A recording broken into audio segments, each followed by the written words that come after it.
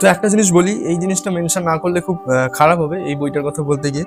সেটা হচ্ছে দ্বিতীয় বিশ্বযুদ্ধের সময় 3জন শিল্পী ছিলেন, ভ্যান গগ, লিওনার্দো দা ভিঞ্চি আর রাফায়েল। তো অনেকেই হয়তো জানেন যে রাফায়েলের একটা বিশ্ববিখ্যাত আঁকা রয়েছে, the portrait of a young man, যেটা চুরি হয়ে যায়, যেটা এখনো পাওয়া যায়নি। তো সেই আঁকাটা, এই যে গল্পের রহস্য, সেটার সাথে কিন্তু মানে সেই রহস্যের একটা পার্ট কিন্তু সেই আঁকাটাও। তো সেটা খুব সুন্দর করে ব্লেন্ড হয়েছে আর কি।